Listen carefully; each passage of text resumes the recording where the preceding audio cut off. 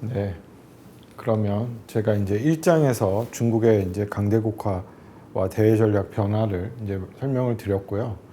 이제 2장에서는 이제 중국의 이러한 변화로 인해서 이제 미중 간의 이제 전략 경쟁이 본격화가 되기 시작했다는 것이죠. 이제 그 부분에 대해서 좀 설명을 드리겠습니다.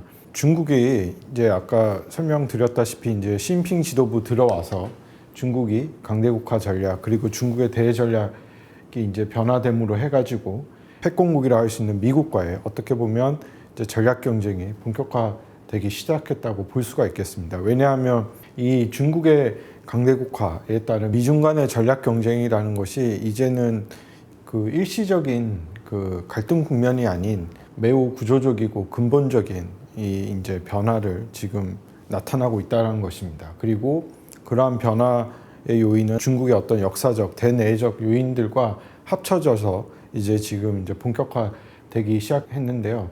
앞으로 이제 어떻게 보면 특히 이 영내 동아시아 지역을 놓고 어떤 헤게모니를 놓고 이 미중 간의 전략적 경쟁과 갈등을 장기적으로 진행될 가능성이 높다라고 볼 수가 있겠습니다. 첫 장에서도 설명드렸다시피 중국이 얘기하는 어떤 중국식 규범, 제도, 모델을 통해서 중국이 새로운 어떤 중국식 모델을 추진을 하기를 본격화하기 시작했고 거기에 대해서 기존의 어떤 미국이 갖고 있는 이제 2차 세계 대전 이후에 미국적 질서, 소위 말하는 이제 민주주의, 시장경제, 인권, 가치 이러한 것들에 있어서 어떻게 보면 새로운 중국이 어떤 도전이라고 할 수도 있고 어떤 이제 중국이 새로운 변화가 이제 모색이 되었다는 것이죠. 그래서 이제 중국적인 방식은 실질적인 경제 공동이익을 토대로 상호 공존하는 새로운 중국식 질서, 그것이 아까 말한 인류 운명 공동체와 신형 국제관계라고 얘기할 수 있겠죠. 그래서 이러한 것들을 통해서 이제 그동안 미국이 만들어 놓은 어떤 국제 질서와는 다른 국제 질서를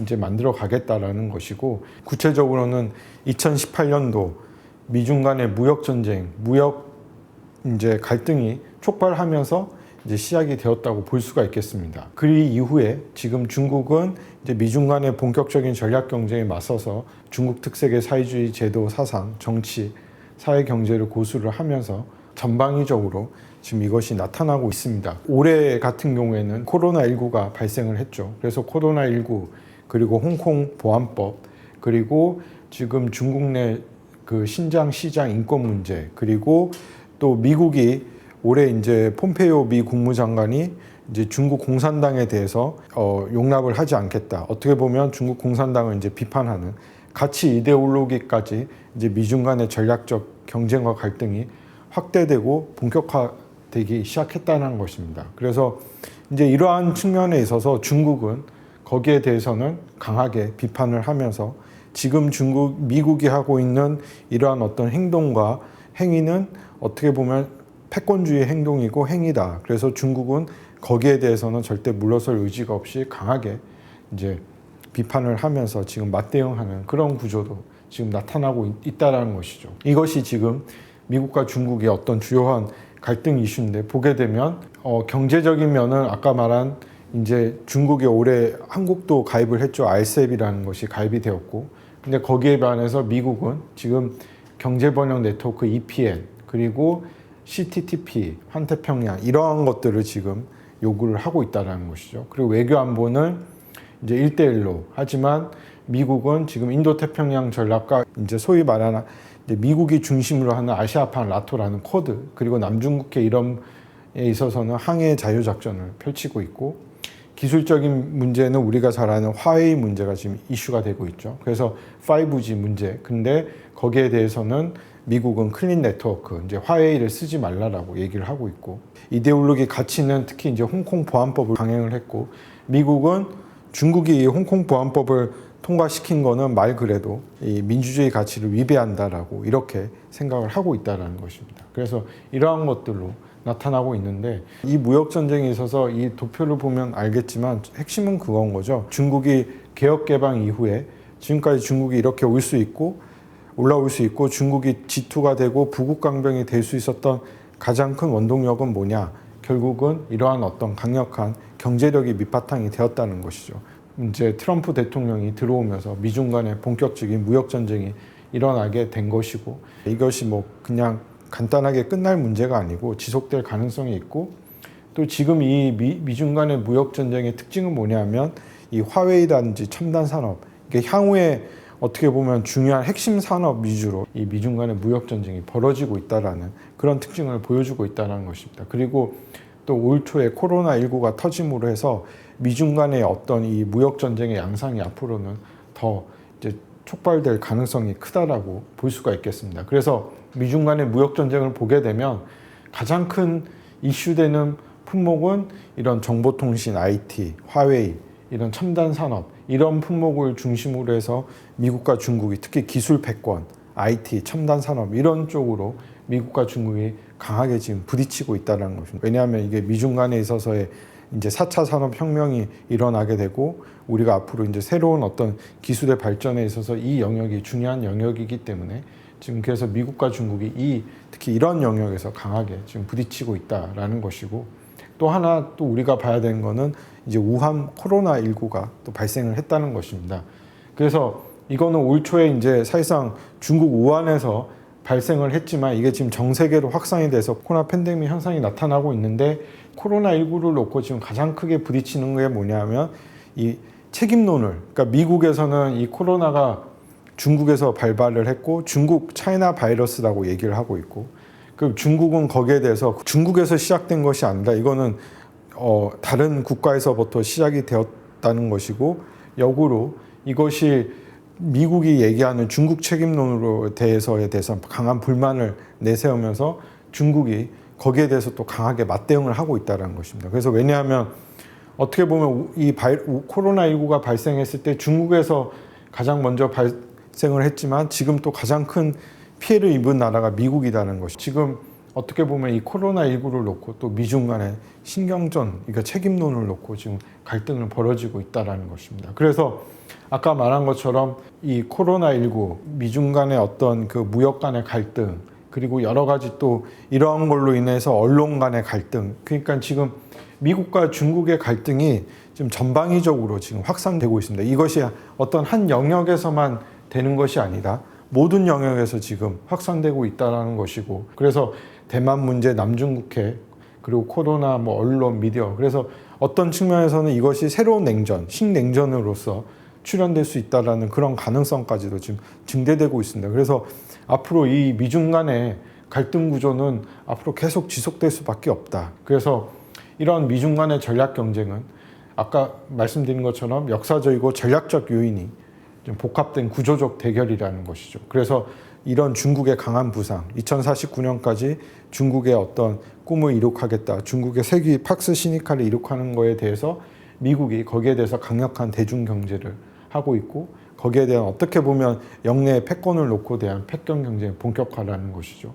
거기에 반해서 중국은 아까 말한 성당시대, 아편전쟁을 겪은 중국으로서는 강한 또 서국 제국주의의 강한 반감의 의식, 역사적인 기억, 이러한 것들이 이제 또 대내적 요인이 맞붙으면서 미중 간에는 상당히 이런 구조적인 이 대결이 불가피하다는 것이고, 그리고 이러한 것들이 기존의 어떤 무역 전쟁에서 전방위적으로 지금 확대되고 있다라는 것입니다. 그래서 정치, 군사, 안보, 사회, 문화로 되고 있고, 이러한 어떤 갈등의 확대는 아마 중장기적이 될 것이다. 중국의 경제력과 군사력이 이미 세계 두 번째 국가로 들어섰기 때문에 이것이 그렇게 간단하게 이렇게 쉽게 끝날 게임이 아니다라는 것이죠. 중국 같은 경우는 더 이상 이제는 글로벌 거버넌스에서 아까 말한 것처럼 이제 참여자에서 주도자로서의 이제 전환을 강조하기 시작했다는 것입니다. 이제 질서를 메이커하는 자로서 가겠다. 그래서 이제 미국의 대중 봉쇄를 이런 것들을 이제 강하게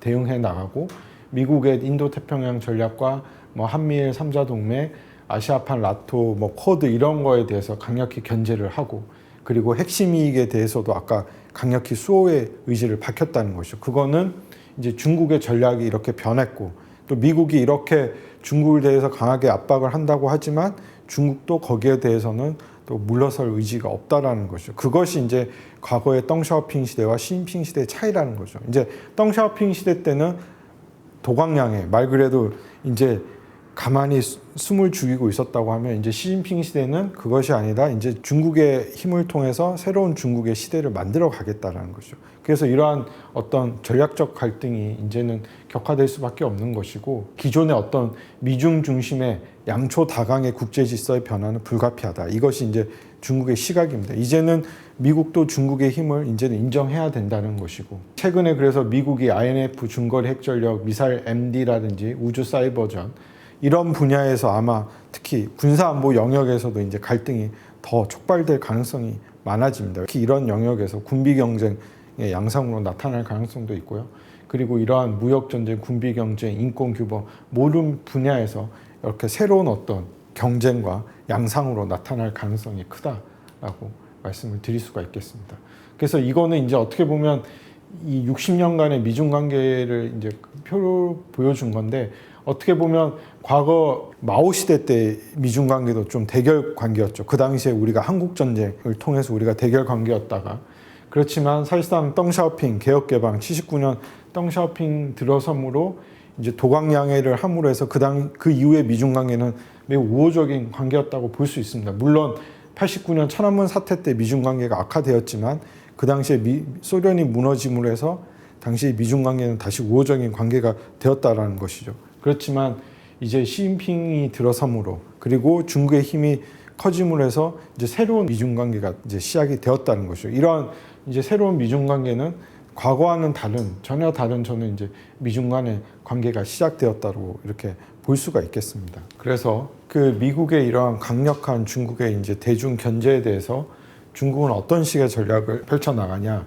결국은 이제 1대1로와 아까 말한 중국의 어떤 신형 국제 관계, 신형 대국 관계, 인류 운명 공동체와 같은 새로운 대외 전략을 이제 가속화하겠다라는 것이죠. 아까 1대1로 전략을 보면 알다시피 특히 이제 중앙아시아, 아프리카 이런 국가들과의 연대를 더 강화시켜서 그들만의 어떤 그 전략을 이제 가속화시키고, 특히 주변국들에 대해서는 군사 안보적인 또 외교적인 차원에서의 전략적 접근을 시도를 한다는 것이죠. 압박과 동시에 경제적 회유를 동시에 추진한다는 것인데, 이건 뭐냐면 중국의 핵심 이익 범위를 건드리지 않으면 중국과 경제 협력을 할 수 있다는 것이죠. 중국의 핵심 이익을 만약에 위협을 한다거나 그런다고 했을 때는 군사적인 이제 긴장 관계로 갈 수도 있다는 것이죠.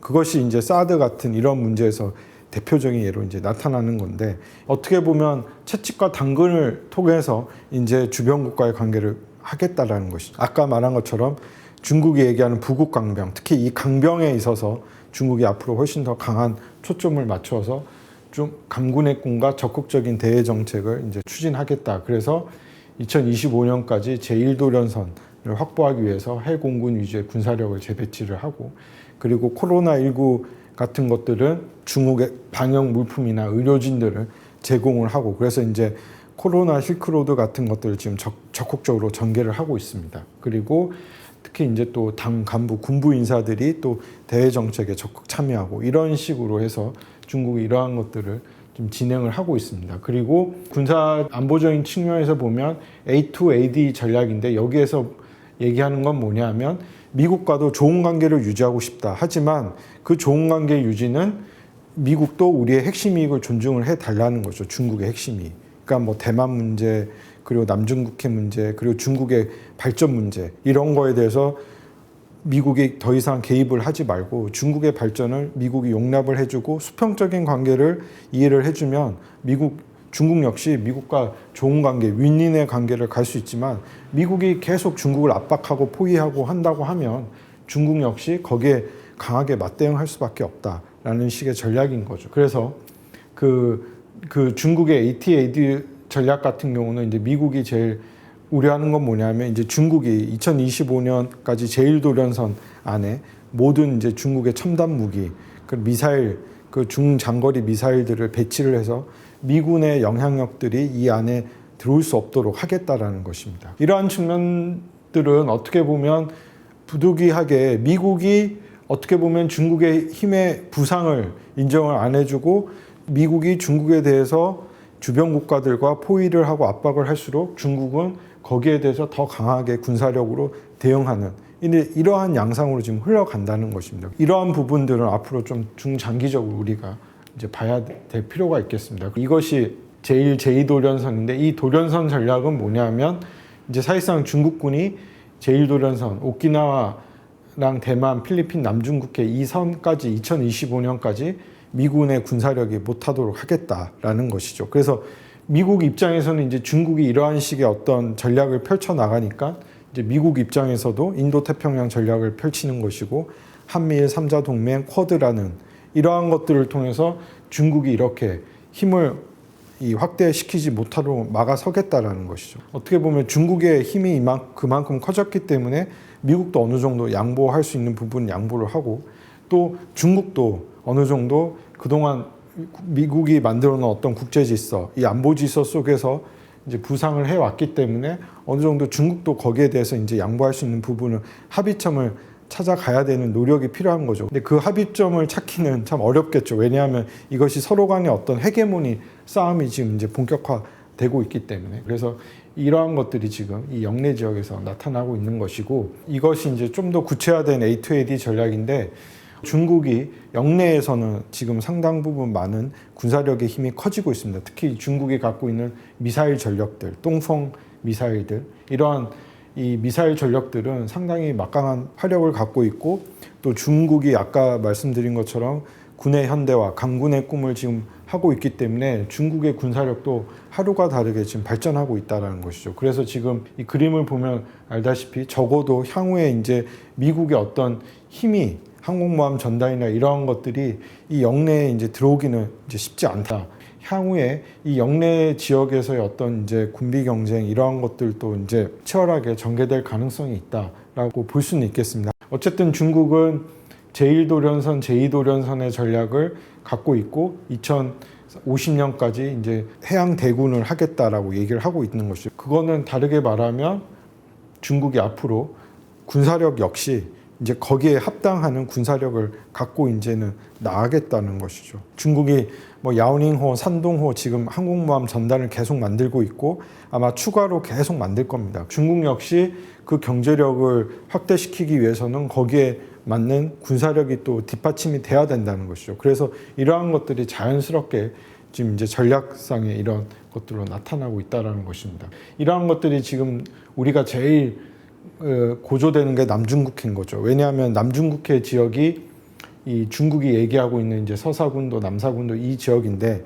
여기에 대해서 이제 미국은 그동안 항해 자유라고 해서 마음대로 왔다 갔다 했습니다. 근데 이제 중국이 이제 남중국해에 대해서 어느 정도 중국의 영역을 선포를 하고 여기에 대해서 이제 제해권을 선포를 하게 된 거죠. 그러므로 해가지고 이제 뭐 베트남, 필리핀 여러 국가들이 거기에 대해서 반발을 하면서 지금 남중국해가 사실상 매우 복잡한 지역입니다. 해상 분쟁 지역이고 남중국해 문제뿐만 아니라 이게 뭐 앞으로 서해, 동해 뭐 여러 가지 얘기는 많아지고 있습니다. 그래서 최대한 이런 문제 역시 우리가 조금 더 어느 이제 객관적인 차원에서 이 문제를 좀 볼 필요가 있다. 왜냐하면 중국이 커진 힘 상황에서 그럼 중국 보로 남중국해를 하지 마라. 너희의 주권 국가가 아니다. 라고 해서 이게 해결될 문제도 아니고 그리고 뭐 동남 그렇다고 뭐 우리가 베트남, 말레이시아 보고 이거를 중국 거를 인정을 해달라 해서 될 문제가 아니고 이거는 결국은 향후에 어떤 국제사회라든지 이런 것들을 통해서 원만하게 이 문제는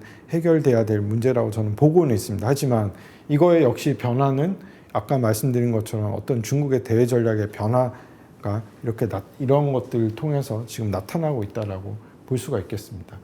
그래서 중국이 이러한 변화 속에서 동시에 이걸 통해서 이제 러시아와는 매우 밀접한 전략적 군사안보적 협력 관계를 강화시키고 있습니다. 그래서 지금 보게 되면 러시아와 동방 평화사명 대규모 합동훈련을 진행하고 있고 특히 이 군사안보 분야에서 협력이 많이 이루어지고 있습니다. 그렇기 때문에 최근에 러시아로부터 S-400 이제 그 트라이엄프 미사일도 배치를 하고 있고 뭐 항공모함, 잠수함, 우주 사이버, 차세대 이런 분야에서 러시아와의 어떤 군사안보적 협력 관계가 많이 강화되고 있다는 것이고 두 번째는 중국 역시 이런 러시아와의 어떤 군사안보 협력 관계를 통해서 첨단 무기와 군사력에 있어서의 또 증강을 확대시키고 있다는 것입니다. 그래서 지금 ICBM, IRBM 같이 이동식 미사일 이런 것들도 중국이 스스로 이제 그 기술 개발을 통해서 이제 확대를 하고 있고 지금 차세대 스텔스 젠 20이라든지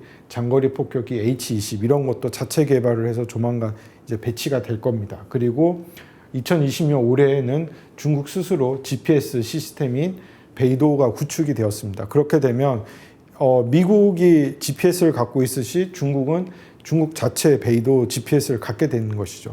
이 베이도 자체 GPS를 갖게 되었다는 것은 이건 상당히 큰 의미가 있는 거죠. 그건 뭐냐면 이제 미사일을 자체적으로 쏠 수 있는 능력이 확보가 되었다는 것이거든요. 자체 GPS를 갖고 있어야지만 자체적인 어떤 군사 활동을 할 수 있는데 이제 사실상 중국이 이제 그러한 것들이 구축이 되었다는 것이고 양자통신, 세계 최초 양자통신 위성 발사 그리고 뭐 5G, AI, 드론 이런 분야에 있어서 상당히 빠른 발전을 보여주고 있는 겁니다. 결국 미국이 그렇게 중국에 대해서 강한 견제와 특히 기술적인 문제에서 견제를 하는 가장 큰 이유는 이런 어떤 무기 분야, 그러니까 중국이 이런 첨단 무기 분야에 이 발전 속도가 워낙 빠르게 발전이 되고 있기 때문에 미국으로서는 또 여기에 대해서 상당히 또 압박감을 느끼고 있다는 것이죠. 왜냐하면 미국은 지금 중국을 포위해야 되는 상황에서 중국이 그런 포위망을 뚫기 위해서 이런 무기 개발을 하고 있고 러시아와의 군사안보 협력을 하고 있기 때문에 그것이 미국으로서는 또 상당히 압박감을 갖고 있다는 것입니다. 그래서 이러한 것들의 변화가 결국은 주변 지역에서 상당히 많은 이제 갈등 충돌의 양상으로 나타나고 있는 것이죠. 그래서 이제 남중국해에서는 이제 미국의 항해 자유작전을 하고 있고 거기에 대해서 중국이 강하게 견제를 하고 있다는 것이고 대만 문제에 있어서도 올해 이제 미국이 대만의 고위급 인사들 파견하고 대만에 무기 판매를 하고 그리고 대만에 있어서의 어떤 일국양제의 문제 그리고 무역 통상의 갈등 이러한 것들이 이제 영내 지역에서 미국과 중국이 전략적으로 전방위적으로 나타나고 있다라고 말씀을 드릴 수가 있고요. 그래서 이러한 어떤 미중 간의 전략 경쟁이 지금 특히 이제 한반도를 중심으로 해가지고 동북아 지역에서 이제 구체화되어 나타나고 있다는 것입니다. 그래서 특히 이제 그 대만 문제 그리고 동중국해 그리고 한반도 이제 한반도는 우리가 잘 아는데 이제 최근에 이제 사드당 그리고 북핵 문제 지금 한반도 비핵화 문제 이것 역시 사실상 어떻게 보면 다 미중 간의 어떤 이 힘의 충돌이 지금 나타나고 있다는 것입니다. 그래서 이러한 것들이 지금 아주 전방위적으로 이 영내에서 지금 나타나고 있는 것이고요. 그래서 이런 것들을 보게 되면 지금 미국이 생각하고 있는 새로운 어떤 미국의 인도태평양이라든지 미국의 전략 그리고 중국의 1대1로 전략 이러한 것들이 지금 어떻게 보면 큰 두 가지 축이 지금 부딪히기 시작했다라고 볼 수 있겠습니다.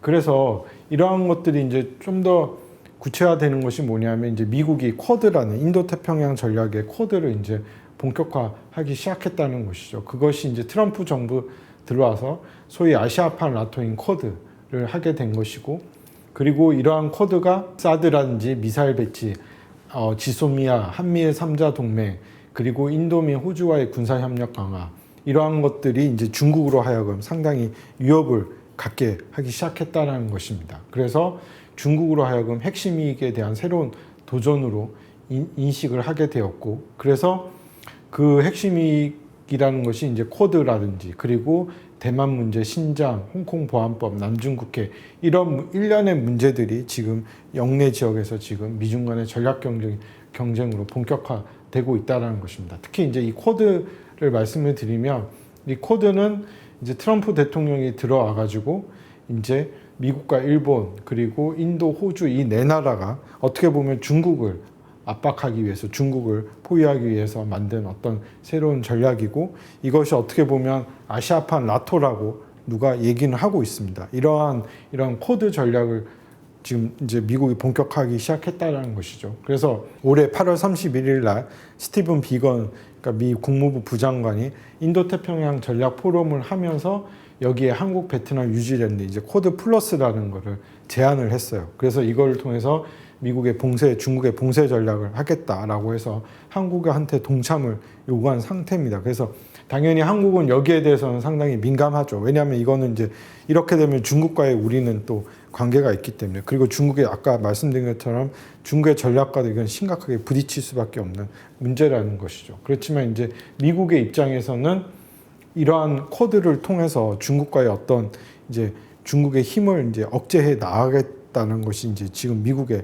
전략인 것인 거죠. 그래서 지금 보게 되면 코드 전략이 올해 나온 것이 아니라 사실상 옛날부터 이런 전략이 있었습니다. 하지만 아까 말한 것처럼 시진핑 정부에 들어와서 그리고 중국의 힘이 구체화되고 그리고 아까 말한 것처럼 남중국해, 대만 문제 여러 가지 영내에서 벌어지고 있는 여러 가지 이제 안보 현안 문제들이 격화됨으로 해가지고 이제 미국의 입장에서는 더 이상 이제는 미국 혼자의 힘으로는 이제는 안 되겠다. 그래서 이런 동맹국들, 그러니까 어떻게 보면 지금 이런 인도 태평양 전략과 이런 코드를 지금 미국이 추진하게 된 이유 중에 하나는 이제 미국의 혼자의 힘이 아닌 이제 미국의 동맹, 일본이라든지 뭐 호주라든지 이런 나라들을 끌어들여서 이제 대중 봉쇄 포위를 하겠다라는 것이죠. 이제 거기에 대해서 한국한테도 이제 동참을 요구하고 있는데 우리는 또 남북 관계라든지 여러 가지 또 한반도 비핵화 문제 여러 가지 또 우리는 또 한중 간의 관계라는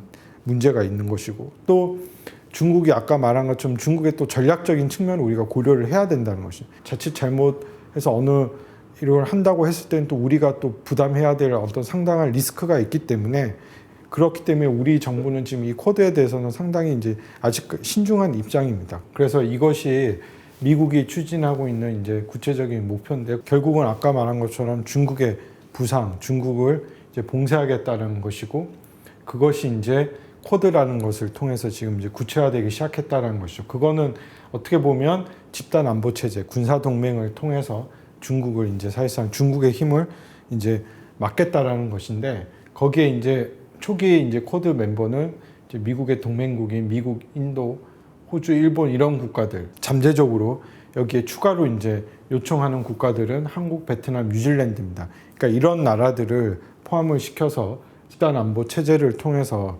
중국의 어떤 이렇게 커가고 있는 이 중국을 좀 막겠다라는 것이죠. 이것이 이제 소위 말하는 인도 태평양판 나토의 구상이라고 할 수가 있겠습니다. 근데 뭐 미국이 생각은 이렇게는 하고 싶지만 또 이렇게 했을 때 거기에 따른 또 수많은 어떤 또 부작용도 우리가 생각해야 되고 모든 나라들이 차원 국가적 이해와 차원 상이 다르기 때문에 우리도 우리의 어떤 차원 상황 국익에 판단을 해서 이런 문제는 좀 접근해야 되는 것이 아닌가라고 볼 수가 있겠고요. 그래서 이제 제가 이제 대만, 홍콩 문제에 대해서 조금 더 여러분들한테 설명을 드리고자 합니다. 왜냐하면 이 대만, 홍콩 문제는 중국에 있어서 가장 예민한 문제입니다. 그러니까 어떻게 보면 간단하게 말하면 우리의 남북 문제라고 보시면 되겠죠. 그만큼 이제 중국 내에서는 가장 예민한 문제고 이게 핵심이 문제입니다. 왜냐하면 대만 문제에 있어서 중국의 기본 입장은 하나의 중국 원칙인 거죠. 절대 대만의 독립은 불가하고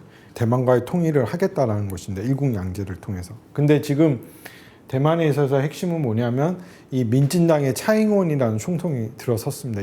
과거에 이제 대만에는 국민당과 민진당 이 두 개의 정당이 있었는데 그동안은 이제 국민당은 기본적으로 양안관계, 그러니까 중국과의 관계를 우호적으로 관계를 끌고 가면서 경제적인 이해관계를 통해서 이제 관계를 증진시켜 나가자라고 생각했던 그룹이었는데 차잉원 정부는 이제 대만의 독립을 얘기하고 있다는 거죠.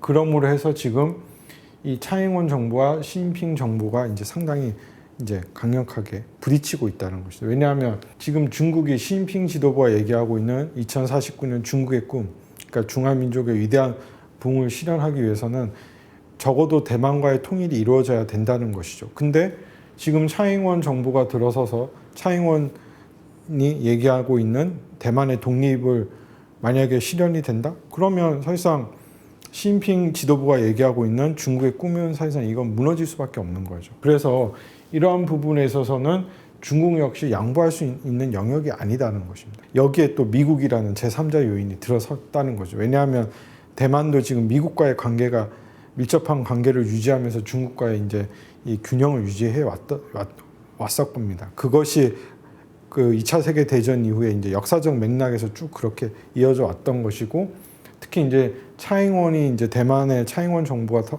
들어서면서 이제 미국이 중국을 견제를 함으로 해서 더 가까워지기 시작했다는 것이죠. 그래서 지금 중국의 시진핑 지도부는 하나의 중국 원칙 그리고 GOR 공식, 9.2 공식 그러니까 양안 모두 하나의 중국을 인정하되 각자의 명칭을 사용하는 이제 구이 공식을 견지하면서 대만과의 통일을 반드시 이룩하겠다라는 것을 2049년까지 그걸 하나의 어떻게 보면 중화 민족의 위대한 부흥, 중국의 꿈의 실현을 위한 국가 아젠다로 지금 강조를 하고 있습니다. 그런 이러한 상황 속에서 이 차잉원 대만 독립을 꿈꾸고 있는 차잉원이 들어서서 특히 이제 미국과의 연대를 강화하고 지금 아까 말한 것처럼 미국이 지금 인도태평양 전략을 본격화하고 코드를 통해서 중국을 견제하지 않습니까? 이제 그러한 상황 속에서 대만의 차잉원은 이제 미국과의 관계를 강화시켜 나가는 거죠. 왜냐하면 그것이 그들한테는 전략적 기회라고 보고 있는 거죠. 그래서 지금 보게 되면 미국의 대만 여행법, 국방수법법, 대만 첨단 무기 판매들이 그 차잉원 정부 들어서면서 훨씬 많아졌어요. 그리고 이러한 미국이 또 대만을 활용하고 대만도 미국을 활용하고 이러한 모습에 있어서 중국은 절대 용납이 어렵다. 그래서 2019년 1월 달에 시진핑 주석이 우리가 대만과는 평화통일을 기본적으로는 평화통일을 원하지만 예컨대 만약에 대만이 독립을 선포하거나 만약에 어떤 일방적인 그러니까 레드라인을 넘었을 때는 무력을 통해서도 사용을 하겠다라는 식의 지금 얘기를 하고 있다는 거죠. 그만큼 이 양안 관계가 지금 매우 복잡하게 지금 돌아가고 있다는 것입니다. 그래서 중국이 지금 무력을 통해서 대만을 통일한다는 건 이거는 큰 3차 세계대전으로 확대될 수가 있기 때문에 이거는 쉽지 않은 거지만 적어도 그만큼 이 문제가 복잡하다는 것이고 지금 미국, 중국, 대만 이 3자 간의 매우 복잡한 게임이 나타나고 있다라고 볼 수가 있겠습니다. 그래서 이 대만 문제는 우리가 지속될 필요가 있는 것이고 두 번째 이제 홍콩 문제인데요. 홍콩에 있어서 핵심이 이제 홍콩 보안법인 거죠. 홍콩 보안법이 이번 이제 5월 달에 통과가 되었습니다. 그래서 이 홍콩 보안법이라는 건 뭐냐면 홍콩에 어떻게 보면 민주화를 요구하는 그런 시위가 몇 달째 지속을 되어서 결국은 올해 중국 정부가 더 이상 이렇게 방치해서는 안 되겠다 싶어서 이제 홍콩 보안법이라는 법을 통과를 했는데 이 내용의 핵심은 뭐냐면 미국의 홍콩 내정의 개입 방지 그리고 국가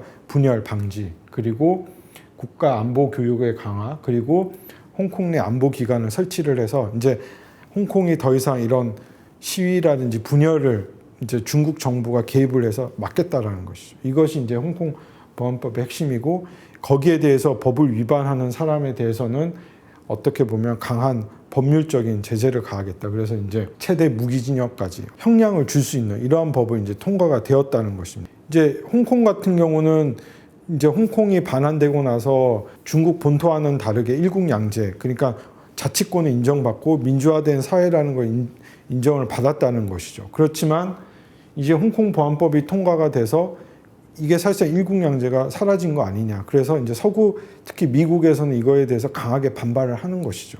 그렇지만 어떻게 보면 중국의 입장에서는 홍콩이 이미 중국의 한 부분이다. 그러니까 중국의 체제를 위협하는 거에 대해서는 더 이상 중국은 거기에 대해서 용납하지 않겠다라는 것이 중국의 기본 입장인 거고 그것이 이번에 이제 홍콩 보안법을 통과를 시키면서 이제 통과되었다는 것입니다. 그래서 이제 홍콩 보안법이 통과가 되고 나서 미국 내에서는 이제 강하게 반발을 하고 미국에서 강한 보복 조치를 취하기 시작했습니다. 이제 강력한 제재 수단을 통해서 이제 제재를 했습니다. 그래서 뭐 홍콩에 대한 특별 지위도 철회를 하고 뭐 미중 간의 무역 협상도 다시 재협상을 하고 있고 그래서 뭐 이제 또 다시 미중 간의 이 홍콩 문제도 본격적인 또 갈등 국면으로 들어섰다는 것이죠. 이데올로기적 이제 이념적 갈등이 격화가 됨으로 해서 홍콩 문제를 놓고도 미중 간의 전면적인 갈등이 벌어지기 시작했던 것이고, 네, 그래서 이 미중 간의 전략적인 경쟁이 본격화되고 아까 말한 것처럼 이렇게 복잡하게 되고 있는 이 전면적인 갈등이 마지막에 이제 저희 한반도 문제에서도 이제 나타나고 있는데, 그래서 저희가 마지막적인 한반도 문제에서 구체적으로 다루도록 하겠습니다. 네, 감사합니다.